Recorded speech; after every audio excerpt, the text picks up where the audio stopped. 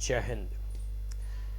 देखिए, आज हम बात करेंगे अभी रिसेंटली कल के ही दिन जो है नीतीश बाबू जो है अपने संबोधन में, अपने भाषण में कहते हुए प्रतीत हुए, दिखाई दिए कि अगर बीजेपी को जो भी कोई वोट करेगा, कहने का मतलब है कि कोई भी ऐसा देश का नागरिक और ख़ास करके बिहार वासी, क्योंकि वो बिहार में संबोधन अपना दे रहे थे, अगर बीजेपी को वोट करेगा, बीजेपी के लिए वोट करेगा, बीजेपी को वोट देगा, बीजेपी प्रत्याशी को वोट देगा, तो वो अपना नाश करेगा।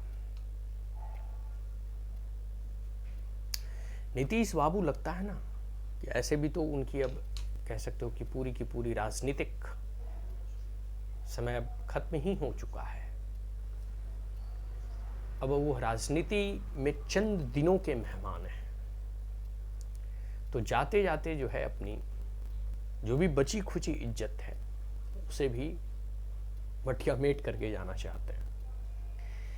बीजेपी को वोट देने से लोगों का नाश होगा। और उन्होंने एक और जो है लाइन जोड़ा उसमें कि 2005 से लेकर 2015 तक के जितने भी विकास के कार्य किए गए हैं वो सब जो है उनके द्वारा किया गया। और 15 के बाद आप क्यों नहीं गिनाते? 15 से लेकर 2023 चल रहा है, मतलब 22 तक आप कह सकते हैं कि जो 15-14 के बाद नरेंद्र मोदी आते हैं उसके बाद से लेकर 2022 तक का जो विकास कार्य किया गया है उसका क्या? उसका भी तो मूल्यांकन जरूरी है ना। सबसे पहली बात हम कर लेते हैं, जैसे हम लोग गांव से रहने वाले हैं, ठीक है, तो कुछ व्यक्तिगत अनुभव है जीवन का, वो शेयर करता हूँ। एक समय था, मैं 2014 से पहले की बात कर रहा हूँ, कि लोगों को किरासन तेल दिया जाता था। किरोसिन तेल होता है ना, मिट्टी तेल, लोग दिया और लालटेन और लंप से पड़ते थे। ये आपका युग था। ऐसा नहीं था कि गांव में जो है इलेक्ट्रिक पोल नहीं थे, बिजली नहीं था, सब चीज उपलब्ध थे। गांव में इलेक्ट्रिक पोल भी थे, घर घर लाइन भी था, घर घर बल्ब भी था, लेकिन उसमें जो कह सकते हैं ना कि वो पोल बस ऐसे ही खड़ा था, तार बस ऐसे ही लटके हुए थे, उसमें करंट नहीं था, मतलब बिजली आती नहीं थी। बच्चे जो है लालटेन और दिया तर पड़ते थे। आज नरेंद्र मोदी के आने के बाद हर घर जो है बिजली आई है, और वो बिजली सिर्फ ऐसा नहीं कि मतलब पहले जो बिजली आता था ना, तो 1 महीना के बाद लाइट वगैरह आती थी तो लोग जो है शोर शराबा करते थे, हल्ला करते थे, लाइन आ गया, लाइन आ गया, लाइन लो, लाइन लो। अब जो 18 से 20 घंटे गांव में बिजलियां रहती हैं, पहला परिवर्तन। तो ये तभी संभव हो पाया जब लोगों ने बीजेपी को वोट किया। दूसरा है, हम सड़क की बात करेंगे। आप जो है हमारा जो है रूट है, मतलब जिससे हम गाँव जाते हैं, वो NH83 है, नेशनल हाईवे 83। उस रूट की अगर स्थिति की बात करूं तो ऐसी उसकी बदतर स्थिति थी कि रोड बनने के 1 साल के बाद ही यहाँ गड्ढा, वहाँ गड्ढा, यहाँ गड्ढा, वहाँ गड्ढा। अभी नेशनल हाईवे 83, पार्टिकुलरली मैं अपने जिस रूट से मैं गुजरता हूँ उसकी बात कर रहा हूँ, तो नेशनल हाईवे 83 जो है अभी इस प्रकार से जो है चिकनी हो गई, जैसे लालू यादव ने कहा था ना कि हेमा मालिनी की गाल की तरह रोड हमारी चिकनी है। लालू यादव तो नहीं बना पाए, लेकिन नरेंद्र मोदी के नेतृत्व में, नितिन गडकरी की कह सकते हो कि देख रेख में अभी की सड़कें जो हैं हेमा मालिनी की गाल की तरह ही चिकनी है। तो ये तो व्यक्तिगत अनुभव है। अब बात कर लेता हूँ, अब जैसे सड़क हो गया, इंफ्रास्ट्रक्चर वगैरह बात कर सकते हैं। फिर हमने बात कर लिया, क्या कहते हैं, शुरू में बात किया इलेक्ट्रिसिटी की, हर घर तक जो है कह सकते हो बिजली कनेक्शन हो, या लाइन की उपलब्धता हो 18 से 20 घंटा। छोटा सा एक और उदाहरण देता हूँ, लाइन आने से क्या हुआ। अब गांव के बच्चे भी जो है अपना सेल फोन, लैपटॉप, टीवी वगैरह सब चला सकते हैं। फसल वगैरह की सिंचाई के लिए मान लो किसी साल वर्षा कम हुई और 1-2 पानी के कारण फसल नष्ट हो जाती थी, तो वो जो है पहले डीजल वगैरह या से चलाया करते थे, अब इलेक्ट्रिसिटी के माध्यम से, पेट्रोल पंप के माध्यम से फसल को भी बचाया जा सकता था। अब गांव गांव नहीं शहर लगता, हर एक घर में टीवी लग गया, हर के पास स्मार्टफोन है, किसी के पास लैपटॉप है, लैपटॉप चलाते हैं। और तो ये सब सारी उपलब्धता तभी संभव हो पाई है जब गांव में बिजली की उपलब्धता आ गई। सब लोग अब समरसेबुल या मोटर बैठा रहे हैं, टंकी बैठा रहे हैं, जल से नल की जो व्यवस्था की गई वो सब तभी संभव हो पाया जब इलेक्ट्रिसिटी गांव में 18 से 20 घंटा आना प्रारंभ हुआ तब। अब आज के बच्चे जो है लालटेन और दिया को उनको पता नहीं कि कैसा होता है, क्योंकि वो बल्ब की रोशनी में अपने अध्ययन अध्यापन करते हैं। हमें पता है कि हम लोग लालटेन दिया पर जो है पढ़े थे, एक कैसे टिमटिमाती हुई जलती थी, अब जो है लोग वो जो है ना पूरे प्रकाश में जो है बैठकर पढ़ते हैं। थोड़ा बात कर लेता हूँ खाना खाने की और पकाने की, ठीक है। तो पहले लोग जो है ट्रेडिशनली चूल्हा पर खाना बनाया करते थे, जिसमें कि गाय के गोबर से निकला हुआ, कह सकते हैं ना, गोईठा हम लोग बिहार की भाषा में बोलते हैं, उससे खाना बनाया जाता था।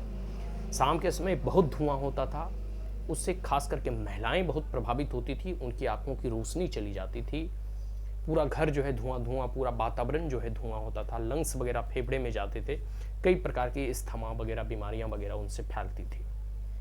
बच्चे, महिलाएं और बुजुर्ग इससे अधिक इफेक्टेड थे।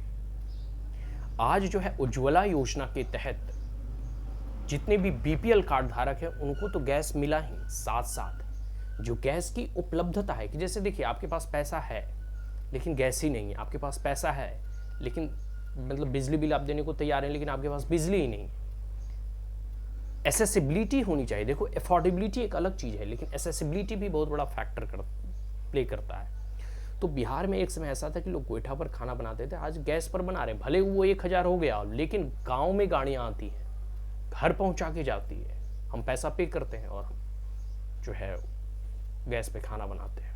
तो उज्ज्वला योजना के तहत कितने बड़ा रिवोल्यूशन किया गया। फिर स्वच्छता के बारे में एक समय था कि लोग लोटा लेके जो है हरा पोखरा पे जाते थे लैट्रिन करने। ये गांव की हार्श रियलिटी है, ये मतलब मैंने अपने व्यक्तिगत जीवन में और बचपन में या फिर अपना अनुभव बता रहा हूँ आपको। अब जो है हर घर लैट्रिन और शौचालय की व्यवस्था की गई, सरकार के द्वारा भी फंडिंग की गई और सबसे बड़ी बात है जागरूकता, अवेयरनेस फैलाई गई, जिससे सब लोग जो है घर में शौचालय भी, जिनको पैसा मिला ठीक है, जिनको नहीं मिला वो खुद बनाए। लेकिन एक जागरूकता भी चीज़ होती है और वो नरेंद्र मोदी की जो है कह सकते हो करिश्मेटिक लीडरशिप के वजह से संभव हो पाया। हेल्थ की बात करूं तो अभी जैसे पावापुरी में हमारा जो है वहाँ एम्स वगैरह खुला है, डिस्ट्रिक्ट हॉस्पिटल में अब जो है डायलिसिस की सुविधा उपलब्ध है, बहुत सारे मेडिकल चेकअप वगैरह भी, ब्लड चेकअप वगैरह भी होता है वहाँ। तो पहले की अपेक्षाकृत हेल्थ में भी इम्प्रूवमेंट है और सबसे बड़ी बात है आयुष्मान भारत कार्ड के तहत जो है 5 लाख तक का इलाज, एक प्रकार से इंश्योरेंस कह सकते हो, क्योंकि 5 लाख तक किसी भी गरीब का इलाज संभव हो पाया है। तो यह नरेंद्र मोदी की वजह से और बीजेपी को वोट देने की वजह से ही हुआ। तो ये सब सारे कुछ ऐसे फैक्टर हैं जो अपने हम दैनिक जीवन से आपको बता रहे हैं कि ये सब सारी चीज़ें जो है कह सकते हैं लोगों ने जब बीजेपी और नरेंद्र मोदी को जिताया वो आए। अब एक और गांव की मतलब कह सकते हो कि अच्छाई में मतलब नरेंद्र मोदी के द्वारा किए गए कार्यों की खूबी गिनाता हूँ। ये जो किसान के खाते में जो है ना डीबीटी के माध्यम से, डायरेक्ट बेनिफिट ट्रांसफर के माध्यम से 6,000 रुपये जो वार्षिक तौर पे आता है ना, 2,000 के 3 इंस्टॉलमेंट करके, इसकी उपलब्धता बहुत बड़ी है। हमको याद है कि छोटे छोटे जो मोटे किसान होते, छोटे मतलब बीघा 2 बीघा 1 एकड़ से 2 एकड़ से जिनकी ज़मीनें कम होती हैं, उनके पास बीज के लिए उपलब्ध पैसा नहीं होते थे, उनके पास फर्टिलाइज़र के लिए, सीड के लिए, पेस्टिसाइड्स के लिए, केमिकलिसाइड्स के लिए, और एक प्रकार से कह सकते हो कि कैसे बिहन की व्यवस्था की जाए, कैसे रोपनी की जाए, ट्रैक्टर की जुताई के लिए पैसे नहीं होते थे।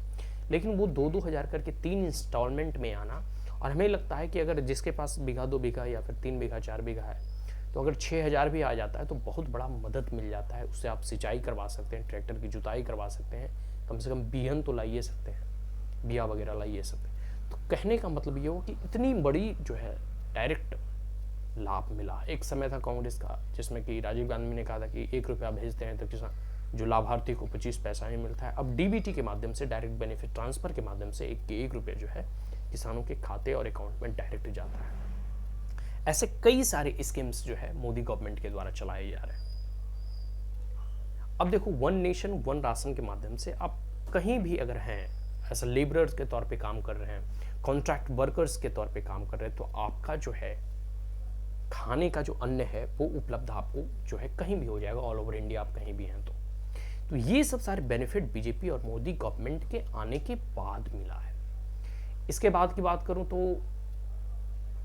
टेली कम्युनिकेशन में कितना रिवोल्यूशन हुआ है वो जो लोग नहीं जानते हैं, या फिर जो लोग जो है मोदी विरोध में हमेशा कहते रहते हैं। हमें याद है कि गांव में जो है ना शुरुआत में कुछ टेलीफोन्स वगैरह बैठाए गए थे, जो होता था नंबर डायल करने का टेलीफोन्स, वो उसमें लोग जो है गांव में लगभग पूरे गांव में अगर 200 घर की बस्ती है तो उसमें लगभग 5-6 ऐसे लोग थे जिनके घर में टेलीफोन्स था।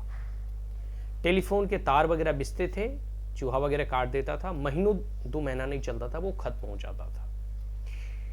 फिर आया मोबाइल फ़ोन। मोबाइल फ़ोन की भी उपलब्धता कम थी क्योंकि महंगा मिलता था और कॉल रेट बहुत अधिक थे।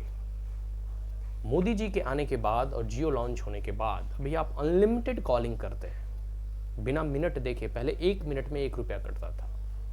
नेटवर्क हमें याद है कि 150 में लगभग 1 GB भराते थे, अभी 1.5 GB डेली मिलता है। कितना टेलीकम्युनिकेशन में रिवोल्यूशन हुआ है, आप इससे अंदाजा नहीं लगा सकते। अब गांव-गांव का बच्चा जो है राजनीति का हो गया, सामाजिक हो गया, सोशियो इकोनॉमिक डेवलपमेंट सरकार क्या कर रही है, इसके न्यूज वगैरह सारे अब उनके मोबाइल के एक क्लिक पे उपलब्ध हो जाता है। इससे और डेमोक्रेसी स्ट्रेंथन होती है, लोग अधिक जागरूक होते हैं, तो समाज में बहुत बड़ा परिवर्तन आया है। और ये जो नीतीश बाबू कहते हैं ना कि बीजेपी को वोट देने से कह सकते हैं कि आपका नाश हो जाएगा, ये सब मिथ्या है, भ्रम है। अभी तो आप प्रधानमंत्री पद के अपने आप को दावेदार मानते हैं। अभी विपक्षियों को कह सकते हो कि आप एक कर लें, एकजुट कर लें। सारे विपक्षी अगर एक भी हो जाए ना, फिर भी मोदी की करिश्मा के सामने कोई टिकेगा नहीं। अब की बार बीजेपी 400 पार कह सकते हो सीटें जीतेंगी और लोगों का कल्याण, लोगों का उद्धार, देश का विकास, राज्य का विकास सिर्फ और सिर्फ मोदी जी को वोट देने से ही होगा, मोदी जी को जिताने से ही होगा। और एक प्रकार से कह सकते हैं ना कि बीजेपी को वोट देकर लोग अपना विनाश नहीं बल्कि विकास करेंगे। जय हिंद।